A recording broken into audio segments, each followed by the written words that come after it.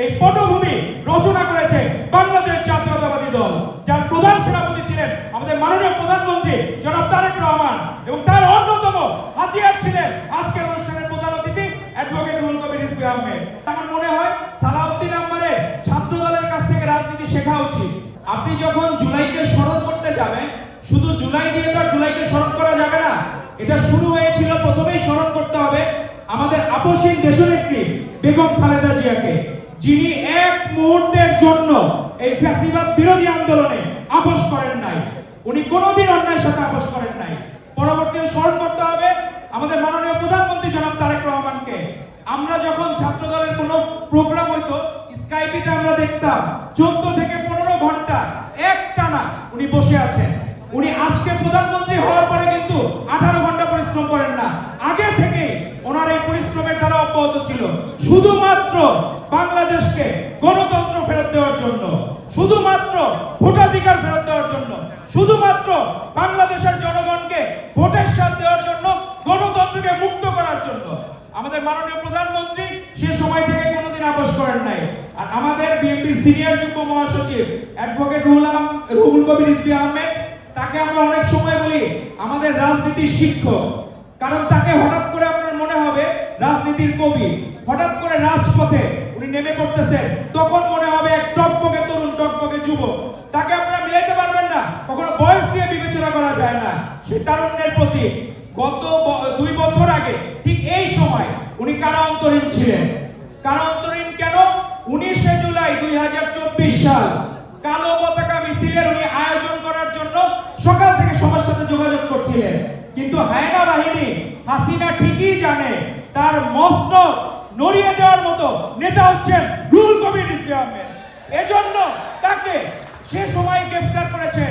আপনি অনেকে বড় বড় অনেকে মানুষের কথা বলবেন, কিন্তু রুহুল কবির রিজভী আহমেদকে যখন গ্রেফতার করা শুরু করে, তখনই কিন্তু এই আওয়ামী লীগের ফ্যাসিবাদের একদম মোহরে ঠিক শেষ সিলমোহরটা রচয়িত হয়েছিল, এবং সে সময় থেকে যে ধারাবাহিকতা অব্যাহত ছিল, তারই কারণে আমরা 5ই আগস্ট এই গণ অভ্যুত্থান পেয়েছি।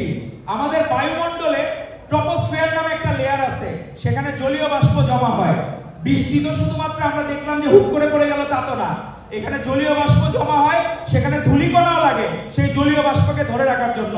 আর পৃথিবীর যে মধ্যাকর্ষণ বল, সেটা সেই বৃষ্টি হিসেবে ধাবিত করে। এই সকল আয়োজন, এই ট্রপোস্ফিয়ার লেয়ারে যেমন জলীয় বাষ্প জমা হয়, এই আন্দোলনে এই স্ফুলিঙ্গ সেই সঞ্চিত হয়েছিল পুরো এই 16 বছরের জার্নিতে। 2009 সাল থেকে শুরু হয়েছিল। হঠাৎ করে কোনো গণ অভ্যুত্থান হয় না, প্রত্যেকটা গণ অভ্যুত্থানের দীর্ঘ পটভূমি থাকে।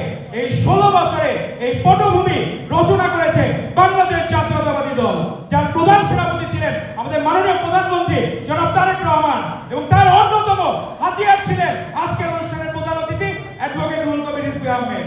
আমরা অল্প আর প্রত্যয়ের কথা যেহেতু আসলো, প্রত্যয় বলতে গেলে এই রাকসুতে আমরা যখন আশীর্বাদ ছাত্র সংসদ দেখি, তখন আমাদের মনে পড়ে আদর্শ ছাত্র নেতা কেমন হইতে পারে। রাকসুর ভিপি ছিলেন সর্বশেষ রুহুল কবির রিজভী আহমেদ। তাকে দেখে আমাদের জাতীয় অধ্যাপক হয়েছে কয়েকদিন আগে ডক্টর মাহবুবুল্লাহ স্যার, উনি বলেছেন এখনো যে রিজভীর মতো এত ভালো ছেলে রাজনীতি করে এরকম আমি দেখি নাই। তো রাকসুর আদর্শ ছাত্র নেতার উদাহরণ হচ্ছে রুহুল কবির রিজভী আহমেদ। কিন্তু এখনকার রাকসু আমরা দেখি জিএস, তাকে আমার কাছে মনে হয় তামিল হিরোর মতো, একাই 100, সে অমুকরে দাঁড়াচ্ছে, অমুককে মারতেছে। তো আমার কাছে মনে হয় যে সে যে আচরণ করে, আগেকার দিনে ছাত্রলীগে আচরণ করত। ছাত্রলীগ যে ছাত্র দলকে দেখা গেল যে কোনো জায়গায় খোঁজ পাইছে, তাকে অত্যাচার করতো, নির্যাতন করতো। রাষ্ট্র কি আপনাকে আওয়ামী লীগ নিধনের, ছাত্রলীগ নিধনের কি দায়িত্ব দিচ্ছে? নাকি আপনাকে দায়িত্ব দিচ্ছে ছাত্রদের অধিকারের পক্ষে কথা বলার জন্য? আপনাদের আমার মনে হয় সালাউদ্দিন আহমেদের ছাত্র দলের কাছ থেকে রাজনীতি শেখা উচিত। ছাত্র দল ভদ্রদের সংগঠন। আজকে আমরা কখনো এরকম দেখি নাই সে লাঠি হাতে একজনকে মারতে যাচ্ছে। এখন যদি কেউ কোনো মামলার আসামি হয়, ফৌজদারি মামলার, তাকে আপনি ধরা দেন, অ্যারেস্ট করে দেন, সমস্যা নাই। কিন্তু আপনাকে রাষ্ট্র নিজের হাতে আইন তুলে নেওয়ার কোনো দায়িত্ব রাষ্ট্র আপনাকে দেয় না। এজন্য আমরা আশা করব রাকসু সেই ঐতিহাসিকভাবে রুহুল কবির রিজভী আহমেদের মতো ভিপি যেমন পেয়েছিলেন, সেরকম জৌলুস ফিরে আসুক, তাহলে আমাদের 24-এর গণ অভ্যুত্থানের প্রত্যয় ঠিক থাকবে এবং আমরা দৃঢ়ভাবে ঐক্যবদ্ধ থাকতে পারবো। আর বাংলাদেশ জাতীয়তাবাদী